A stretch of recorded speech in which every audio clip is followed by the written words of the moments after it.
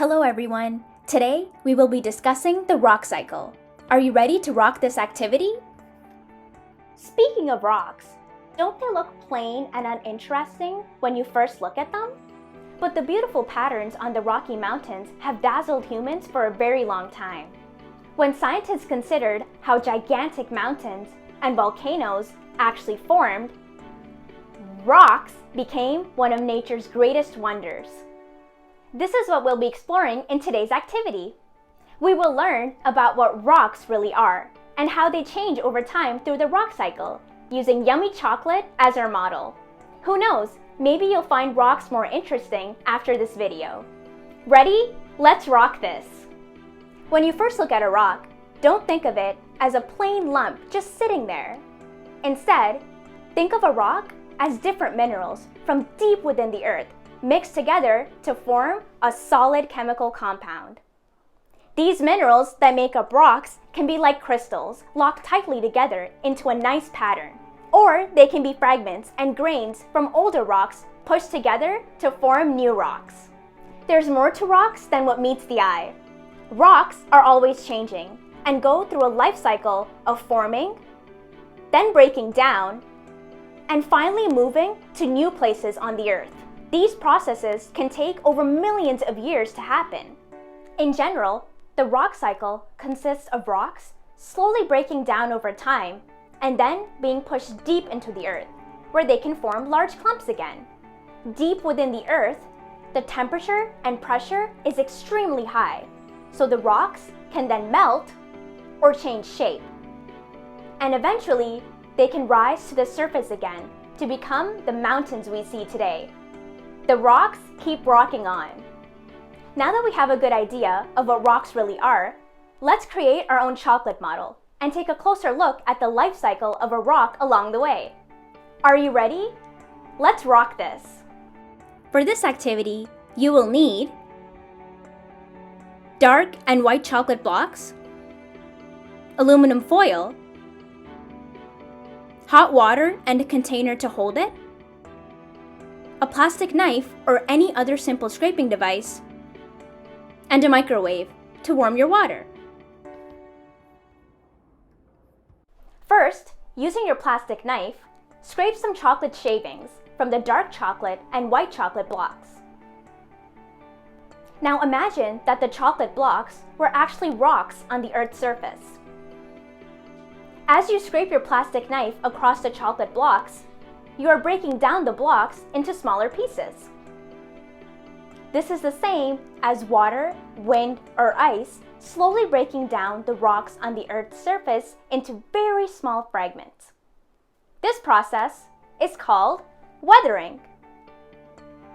The chocolate shavings that you created are called sediments. Sediments are just the smaller pieces of rocks formed because of weathering. Of course, rocks are not as soft as chocolate, so the process that took you a few minutes can take hundreds of millions of years for rocks. Next, using your plastic knife, gather the chocolate shavings, or sediments, into the aluminum foil. As you gather the dark and white chocolate shavings together, this is the same as sediments from all the different types of rock being moved away from where they originally were because of rivers or the wind. This process is called erosion. Over time, sediments can collect together at the bottom of lakes or oceans. This process is called deposition. Next, turn a corner of the aluminum foil and push down on the sediments. As you push down, this is the same as sediments being cemented or compacted together due to pressure over time. The actual name of this process is called lithification. Finally, open up your aluminum foil, and the joined together dark and white chocolate shavings are now sedimentary rock. Sedimentary rock is layered because as new sediments collect on top of the old sediments, they press down, creating layers. The white and dark chocolate that you see are the different layers of the sedimentary rock. As an additional activity, If you have gummy bears, you can repeat the same process, but place a gummy bear between the chocolate shavings before you press down on them. This is the same as plants and animals becoming squished and trapped between the sediment layers before they are pressurized into sedimentary rock. This is how fossils are created. Like this, sedimentary rock can act like a time machine and show us what plants and animals look like in the past through fossils. Sometimes these animals can be compacted so much because of all the pressure. This can turn them into what we call fossil fuels, like oil, that we can use to run our cars and fuel our machines. The type of sediment that gets deposited into lakes and rivers due to weathering and erosion can affect the type of sedimentary rock that forms. Many common types of sedimentary rock include shale, sandstone, limestone, and chalk. Shale is made up of compacted mud and clay sediments and is made up of thin layers that can break easily. Many fossil fuel deposits, like oil and natural gas, usually come from shale rocks. Now, if sand sediments are compacted instead, sandstone forms. Sandstone is the rock that usually forms the layered cliffs that we see by rivers, oceans, or lakes. However, limestone and chalk form from the compressed bodies of dead animals and plants, which is why they contain a lot of fossils as well. Now, what happens when these sediments keep collecting and are pushed deeper into the earth, where the temperature and pressure are much higher? Let's find out next. Next, place the sedimentary rock, the chocolate shavings, and the dark and white chocolate blocks onto the aluminum foil. Next, heat up a bowl of water in the microwave for about 20 to 30 seconds. Then, float your aluminum foil on the hot water. You can curve the sides of the aluminum foil to help it float better.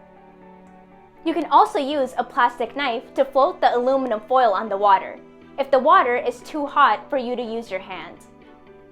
Over time, the heat from the water will transfer to the chocolate, and you will see it melt. Remove the aluminum foil from the water when the chocolate is almost soft. You can use a plastic knife to do this if the water is too hot. As you let the chocolate cool down a little bit, it is turning into metamorphic rock. Metamorphic rocks are rocks that have changed from their original form. This is what the word metamorphism actually means. As more sediment collects, the high temperature and pressure deep within the earth can cause the grains and minerals in the sediment to squash, stretch, fold, and melt slightly. When the rock cools, it is much more compact or denser, and the texture of the rock is usually changed as well. We only used high temperature to form our metamorphic rocks, but usually, metamorphic rocks form from a combination of high temperature and pressure. Sometimes pressure can be applied on the sediments so they are aligned properly. These type of rocks are called foliated metamorphic rocks. A great example of this is a rock called gneiss. The sheet-like striped texture of the rock shows you that it's foliated. Other times, rocks like limestone will not align properly, no matter how much pressure you exert on them. These type of rocks are called non-foliated metamorphic rocks. Can you create these foliated or non-foliated rocks using your chocolate? Try it out. Now, what happens when the sediments and rocks are pushed down even deeper into the earth? I mean, so deep that they completely melt. Let's find out next. Place sedimentary and metamorphic rock along with new blocks from your white and dark chocolate onto the aluminum foil.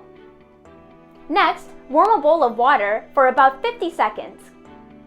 Just like you did with the metamorphic rock, float your aluminum foil on very hot water. Make sure to use a plastic knife if the water is too hot for you to use your hands. As the heat transfers from the water to the chocolate, you should see all of the chocolate melt. When sediments and rocks are pushed down deep enough, the temperature is so high that they fully melt and molten rock forms. When the molten rock is still under the Earth's surface, it is called magma. However, when it erupts to the Earth's surface through volcanoes, it is called lava.